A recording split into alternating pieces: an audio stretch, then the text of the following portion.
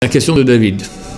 Pourquoi, pendant les temps difficiles, pendant les temps de guerre, où on a des missiles, où on se sent en danger, on sent beaucoup plus dans notre fila, dans les moments où on prie Hachem, on sent beaucoup plus la proximité d'Hachem, on sent le net, on ressent dans notre cœur, on sait qu'il est là, presque on le défend, on le voit devant nous. Et dès qu'il n'y a plus ces périodes-là, on sent plus rien, on a beau prier, on a beau se concentrer, il n'y a rien. On ressent plus Hachem. Ok, je pourrais rajouter, idem aussi, Yamin Noraim.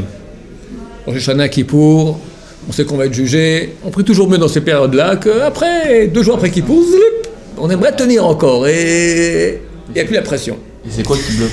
Alors il faut de la pression. Il faut de la pression. C'est triste, mais c'est comme ça. Chazal a comparé Am Israël à l'olive. L'olive, c'est un des 7 fruits par lesquels la terre d'Israël a été bénie. Qu'est-ce qu'elle a de bien, l'olive? Quand on la presse, elle donne de l'huile. Et l'huile, c'est quelque chose d'extrêmement...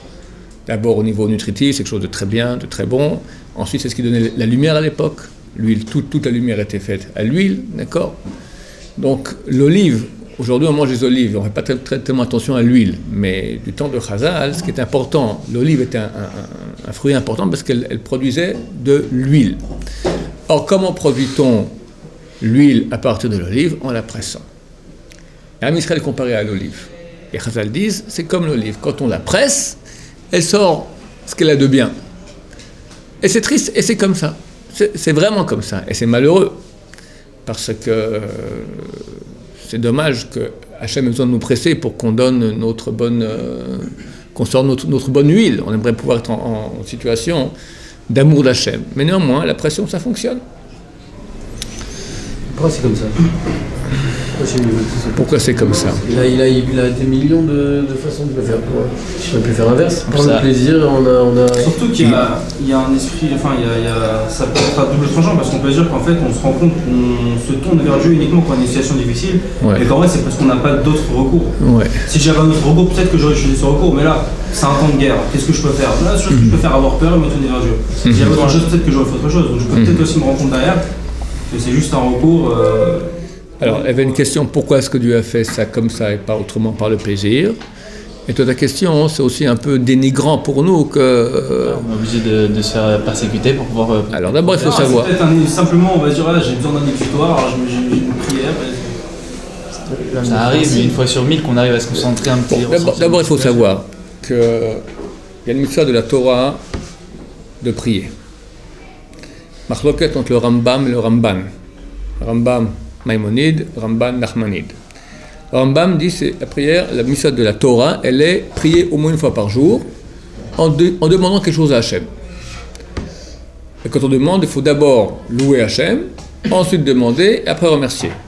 Donc, d'après le Rambam, si je dis Hachem, t'es extraordinaire, aide-moi aujourd'hui, merci beaucoup, tu as fait la mitzvah tassée de prière. La Mida est bâtie aussi comme ça. 3 premières bénédictions de louange, ensuite 13 de demande et 3 de remerciement. Mais la prière telle qu'elle est instituée, elle est des Rabbanan. C'est les sages d'Israël qui ont institué, les prophètes d'Israël qui ont institué une bonne prière qui a un très grand impact. Mais l'essentiel qui est la mitzvah de la Torah, elle est comme je dis.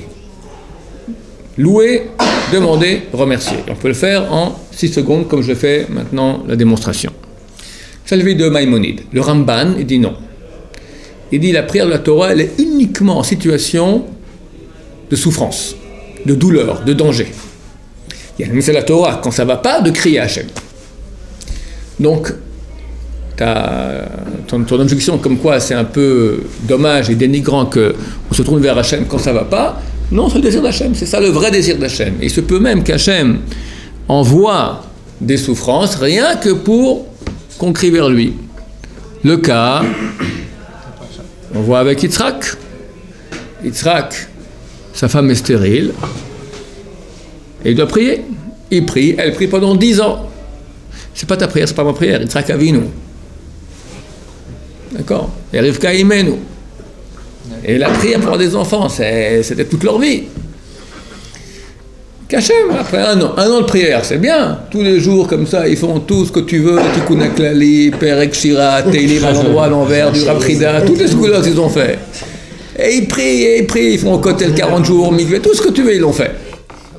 Non, mais dans leur cas, c'est pour que Dieu, parce que Dieu a aimé leur filote. Et alors, il n'aime pas nos filotes à nous. Nous, on n'a pas peut-être la même ramasse. Mais tu rigoles, bien sûr que il aime mon filat. Mon cher ami. Pour eux, c'est une seconde de... Mon cher ami, plus la lumière, elle vient d'endroits obscurs, plus elle est claire. Ça, il faut bien comprendre ce yesod, sinon on se prend pour ce qu'on n'est pas. En mal. Il faut bien comprendre ce que nous sommes. Une histoire que j'ai souvent racontée, je vais le répéter, mais vous devez bien vous la mettre dans le crâne, parce que c'est très important. Un des plus grands hommes qu'a connu le monde le dernier siècle, le dernier millénaire, c'est Rabbeinu Hari. Rabbi Luria, Rabbi Yitzhak Luria Ashkenazi. D'accord, on l'appelle Rabbeinu Hari. Celui qui a dévoilé toute la Kabbalah. Toute la Kabbalah moderne, tous les grands Kabbalistes, les grands secrets de la Kabbalah. Il a enseigné pendant 22 mois. Son élève, Rabbi Chaim Vital. Après 22 mois, Rabbeinu Hari est décédé. Pendant une 50aine d'années, Rabbi Chaim Vital va écrire tout ce qu'il a reçu de son maître pendant 22 mois. Et tout ce qui est étudié aujourd'hui n'est que ça en Kabbalah. Toutes les autres Kabbalah, elles ne sont pas acceptées. On n'est pas certain que c'est bon. Ça, c'est la vraie Kabbalah qui marche. Rabbi Chaim Vital raconte que son Rav, Rabbeinu Hari, lui a dit un jour, sache que dans le ciel, tu es aussi grand que Rabbi Akiva. Rabbi Chaim Vital a répondu, je sais qui je suis. Rabbi Akiva et moi, c'est une puce avec un éléphant. C'est moi qui dis, il n'a pas dit comme ça, d'accord. Il a dit, je sais qui je suis et il n'y a pas photo. Rabbeinu Hari lui a dit, tu as raison. Rabbi Akiva, c'est un projecteur, 2500 watts. Toi, tu es une bougie.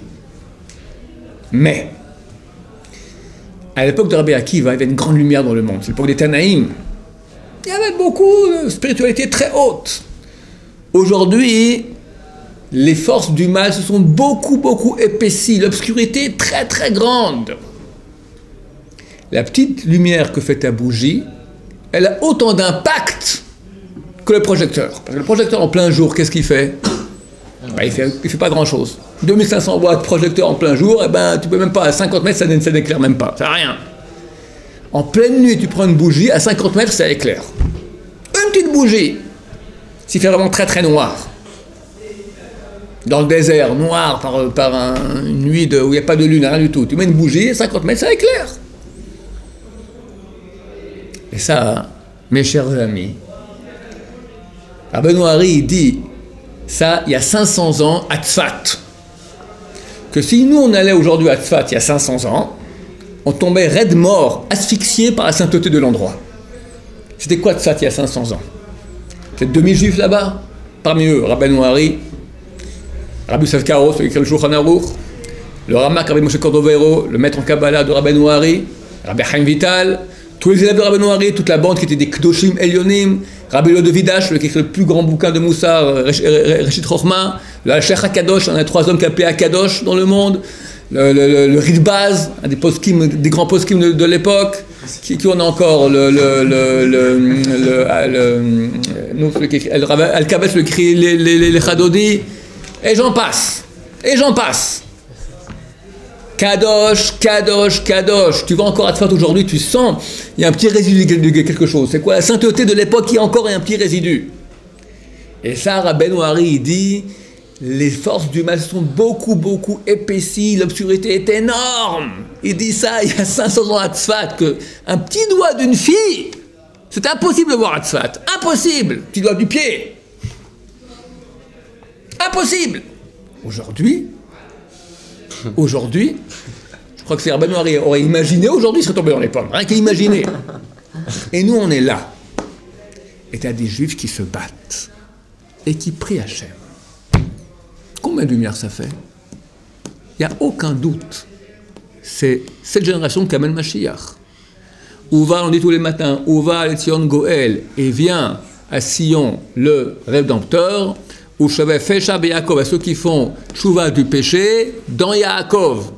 Pesha, c'est le 3e niveau le plus grave des péchés. T'as Chet, t'as Avon et Pesha. Pesha, c'est le plus grave des 3. Ceux qui reviennent du péché, c'est pour eux que vient le Mashiach. C'est marqué le premier verset, le deuxième verset de la Torah. Bereshit bara Elokim et Hashem et haaretz. Au début, Hashem il a créé le ciel et la terre.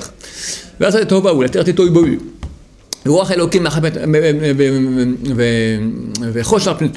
Obscurité était sur le précipice. Voach Elokim, l'esprit de Dieu, planait sur la surface des eaux.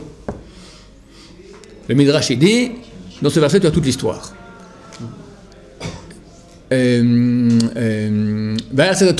Tohu, c'est l'exil, la royauté de Babylonie. Vohu, c'était la Perse. Après Rosh, l'obscurité, c'est la Grèce. Maintenant, c'est Hanouka. L'obscurité, on va allumer lumière. Tehom, précipice, c'est la dernière galoute, la nôtre de Edom, dont on ne voit pas le fin, tellement elle est longue, tellement elle est grande. Après, comme un précipice qui n'en finit pas. Voach Elokim, l'esprit de Dieu, sous le nom du Mashiach, plane sur la surface des eaux des larmes de Bnei Israël qui font tchouva. Un crétin, un rachat, un vicieux, un magouilleur, un mafiosi.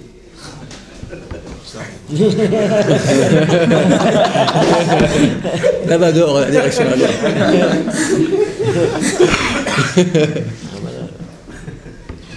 Il va à un cours de Torah. Et il fait tchouva. Et il met une kippa. Et il met les tefs. Tordu, il les met. Et il pense aux filles en mettant les tefilines, c'est interdit. Et il commence à faire tchouva lentement. Et il commence à manger cachère. Tout le monde lui dit pour t'es un fou. On t'a fait un bourrage de crâne. Et il se bat. Et il a carrément mal à l'eshiva. Et ils prennent un bouquin, ils ne comprennent rien. Et voit des gosses de 12 ans, ils dévalent comme ça page après page. Et lui, il annonce 3 lignes, 4 lignes, pendant 5 heures, il reste sur 2 lignes. C'est grâce à ça que Mashiach revient, il n'y a aucun doute là-dessus. C'est énorme de énorme, énorme de énorme. Et il n'y a pas de mots. Donc il faut savoir qui on est. Tu dis maintenant ça va pas et je prie à Hachem. Mais tu pries à Hachem, Baruch Hachem. Et c'est une missa de Horaïta. Donc c'est clair que c'est excellent. Et quelle valeur ça a quand c'est fait quelle valeur ça a quand c'est fait de façon Tu insistes. Je vais te répondre. Tu me dis, je répète ta question pour que les gens comprennent mieux. C'est marqué que à l'époque du prophète, le prophète, nom de Dieu comme organe d'expression de Dieu, Dieu se plaint très fort sur les Israël qui font les mitzvot anashim elumada. Ça veut dire habituel. Ils mettent les tefs le matin, ils font leur prière, voilà, c'est tout technique, il n'y a pas de cœur, il n'y a rien du tout. Et c'est très grave, dit le prophète. Mon cher ami, le Hafetz Chaim donne l'exemple suivant. La Torah est comparée à l'eau. Dans l'eau, tu as de l'eau qui est impure, qui est sale, qui n'est pas filtrée. Puis tu as l'eau qui est potable, filtrée. C'est clair que la Torah doit être, c'est le langage de Dieu. Rabbi Shimon Bar Yochai dans le Zohar, il dit comment ça fait qu'on n'a pas deux bouches, une pour parler les choses profanes, une pour parler Torah. Comment la même bouche peut se permettre de parler Torah et parler après combien coûte un kilo de patates, sans parler de la Lachon Hara qui peut parler, d'accord? C'est un ustensile saint, la parole d'Hachem. À l'époque d'Rabbi Shimon Bar Yochai, on dit la Torah que debout, pas question d'être assis, la Torah d'Hachem. À l'époque, on doit aller au mikvé, tous les jours, la Torah d'Hachem. Mais justement, c'est super difficile à comprendre. Un moment. Rabbi Chaim donne l'exemple suivant. Il dit qu'il y avait un roi. Et le roi, étant roi, il ne voit pas de l'eau qui vient comme ça, on prend du fleuve, on donne un verre d'eau avec toutes les saletés qu'il y a dedans. On filtrait. Et pas un filtre. 5, 6, 8 filtres pour qu'il y ait de l'eau filtrée, super nickel. Un jour, il y a le feu au palais. Et le roi crie « Au feu, amenez de l'eau !» Tout le monde court au fleuve. Et le roi attend, il voit son palais en train de brûler. Il attend 5 minutes, 10 minutes, un quart d'heure. Mais qu'est-ce qu'ils font? Le fleuve, il est ici à 400 mètres, qui amène un seau d'eau. Après une demi-heure, il s'attend, ils viennent avec après, 10 000 quintaux d'eau. Un seau d'eau. Un seau d'eau. C'est complètement fou. Un seau d'eau pour une demi-heure, un seau d'eau. Mais Sa Majesté, on doit le filtrer les 5 fois. Mais vous êtes complètement taré. Maintenant que le palais est en train de flamber, vous filtrez l'eau pour éteindre le feu. Rabbi Samé dit, maintenant le palais de Dieu est en train de flamber. Le monde, il flambe. Tu comprends, on est dans la mouille, je te dis, c'est inimaginable combien c'est terminé aujourd'hui ce qu'il y a dans le monde. Donc l'eau qu'on amène maintenant, quelle qu'elle soit, mais elle est bénite. Pas de l'eau bénite, chassé shalom, d'accord. C'est de l'eau pure, de l'eau de choix. Troisième exemple. Menachem, tu te lèves, tu fais un pas, tac, tu tombes. Tu te relèves, tu fais un pas, tac, tu tombes. Tu te relèves, tac, tu tombes. Chassé shalom, qu'est-ce qu'on fait? Ambulance tout de suite, ça va pas du tout. On a très peur. Le prochain, tu vas te marier, tu auras un enfant, et vers l'âge de 1 an environ, il fait un pas, tac, il tombe. Il fait un pas, tac, il tombe. Il fait un pas, tac, il tombe. Tu vas hurler de joie, tu vas appeler papa, maman, grand-papa, grand-maman, il a marché, il a fait 2 pas, il est tombé, tout le monde va, ils sont venus, et les gâteaux, et la fête, et les ballons. Tout dépend de qui on parle. À l'époque, il y a 2000 ans, c'était des gens adultes. Aujourd'hui, on est des gosses qui apprennent à marcher. Et combien Hachem est heureux qu'il se lève, il fait un pas et il tombe. Et il se relève, et il se relève. On doit savoir d'où on vient, qui on est. J'expliquais l'autre jour le coup avec le type dans le train qui ne savait pas qu'il était millionnaire. D'accord? Si on ne sait pas qu'on est millionnaire, bien qu'on a des millions, eh ben on est pauvre. On est millionnaire, on doit savoir qu'on les a. Pas shoot.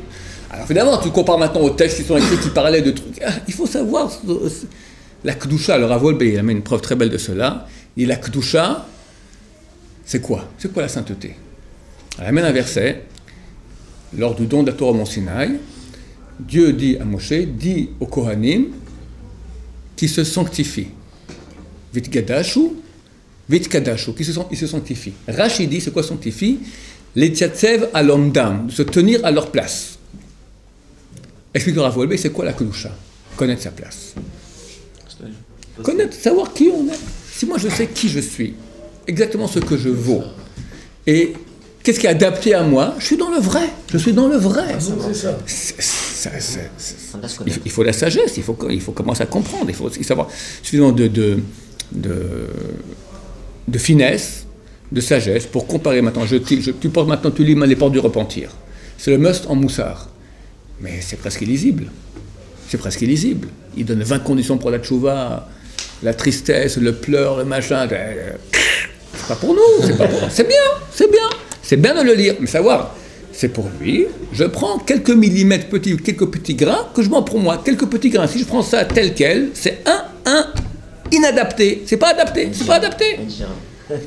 Toute l'histoire de Sadikim qu'on lit, le Rav Baba Saïd l'a fait comme ça, ça donne beaucoup de pêche. Mais attention, on s'en dit, alors moi je vais être comme lui, et t'arrives pas, tu tombes en déprime. Mon cher ami, il y a toi, il y a lui, il y a une distance, c'est pas toi, Hachem ne t'a pas demandé ça.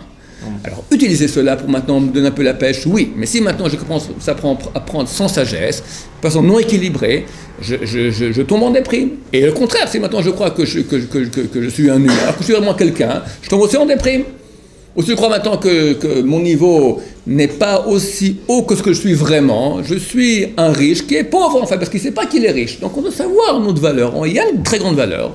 Parce qu'on vient de loin, et parce que la génération est très difficile, et qu'après tout, on est dans la Kedusha, et c'est très très grand. Maintenant, se comparer aux grands géants spirituels qu'il y a eu dans l'histoire juive, au niveau de leur Hessegim, comme on dit ça en français, de leurs résultats sur le terrain, on ne peut pas se mesurer à eux. Comme je dis, Rabbi Chaim Vital, c'est vrai que s'il compare à Rabbi Akiva, il n'est rien. Mais relativement à la situation donnée, il est de même qualité. Donc c'est quoi la Kedusha? Connaître notre situation bien. Savoir qu'on est aimé de Dieu. Regarde, si quelqu'un il comprend qu'il est aimé de Dieu, qu'il est choyé de Dieu, vraiment, sa vie est beaucoup plus heureuse. Il sert mieux Hachem. Et c'est la vérité. Je ne sais pas pourquoi. Il y a un Essara qui veut nous faire voir tout gris. T'es un nul, t'es mauvais, t'as des péchés. Ok, j'ai des péchés, je ne suis pas parfait, mais qu'on regarde combien de choses bonnes j'ai. Et combien ça me fait mal d'avoir des péchés. C'est très beau aux yeux de Dieu. C'est très beau aux yeux de Dieu. Quand tu es heureux dans le service d'Hachem, tu es beaucoup plus performant. ces grands, ces géants de Torah, justement, qui ont apporté une lumière extraordinaire au cours de soi, déjà, eux, ils n'ont pas réussi à apporter Mashiach, donc c'est difficile à nous de comprendre. C'est pas des balais de Chouva, mais sinon, t'as pas compris. Justement, mais pourquoi Hachem, entre guillemets, il a ce besoin, vu que Dieu a voulu, entre guillemets, tout ce qui se passe au niveau de cette obscurité, pour justement arriver en fin de compte à la lumière, et pourquoi on ne reste pas au stade de la lumière et encore avoir plus de lumière, vu que c'est le but. Donc pourquoi quelque part avoir atteint... Pourquoi Hachem a-t-il voulu que... Autant de choses comme ça, vous voyez ce que je veux dire? Autant d'obscurité, alors que le but c'est la lumière, et qu'après la lumière on aura encore plus de lumière. Donc quelque part il aurait pu tout de suite, ou plus rapidement, on atteindre cette lumière, vu que c'est le but. En 2 mots. Lorsque le premier homme a péché, la lumière d'Hachem, les étincelles de sainteté sont tombées très bas dans le mal. Le seul moyen d'aller les ramener, c'est descendre dans le mal et les ramener.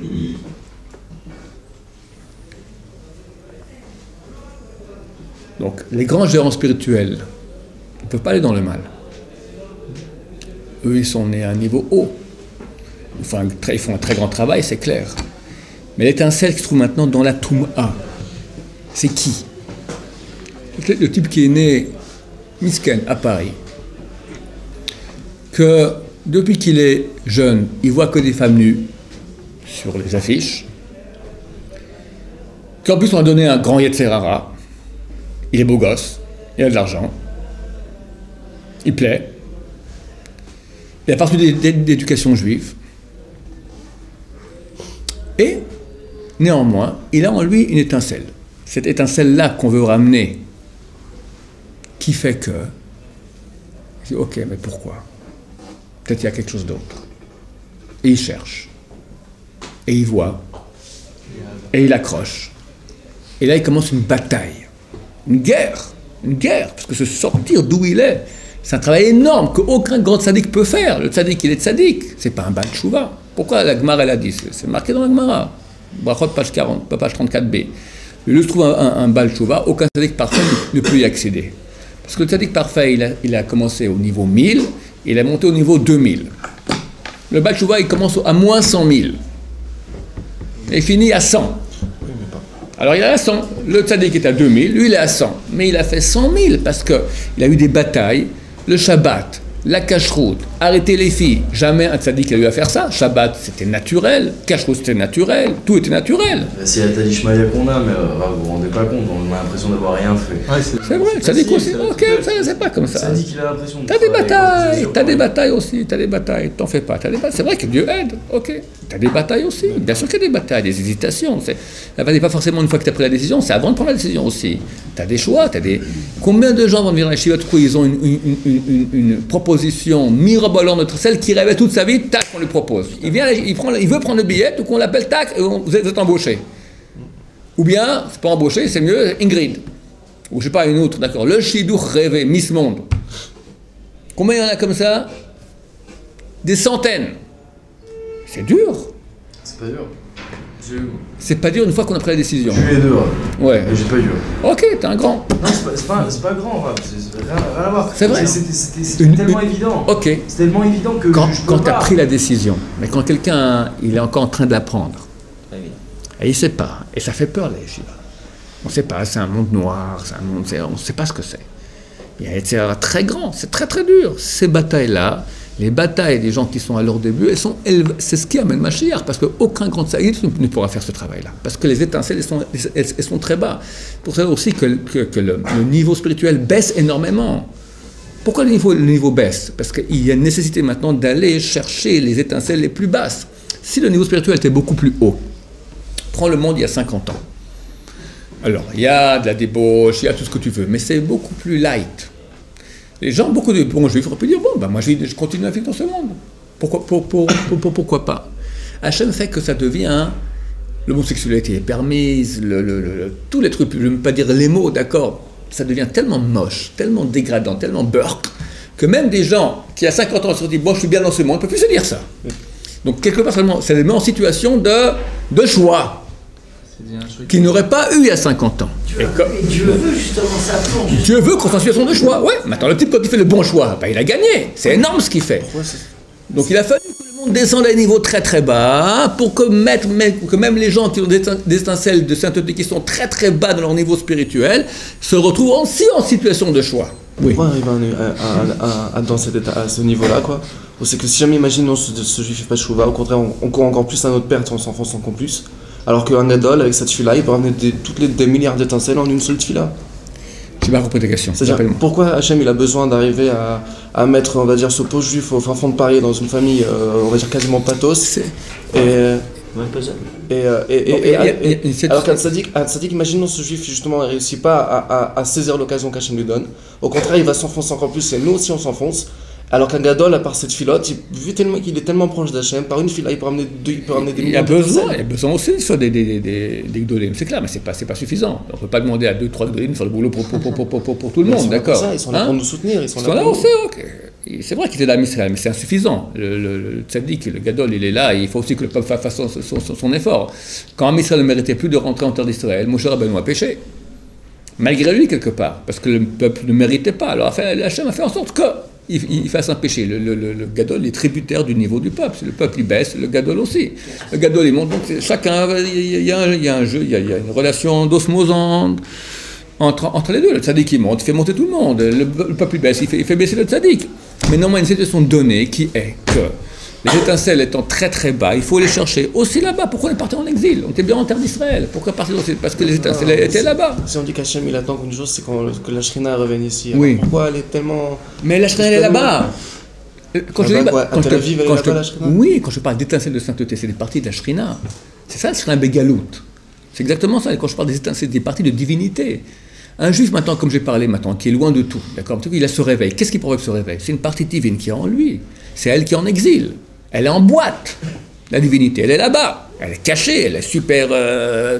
Mais c'est divinité. Donc un beau jour, il dit, c'est plus pour moi. Maintenant, quand ça le réveille, quand il y a l'appel, il est en situation de choix difficile. Ce travail-là, d'aller sortir l'étincelle de où elle est, c'est que lui qui peut le faire. Et c'est grâce à des gens comme lui que ma chère vient. Baruch Adonai, le Amen.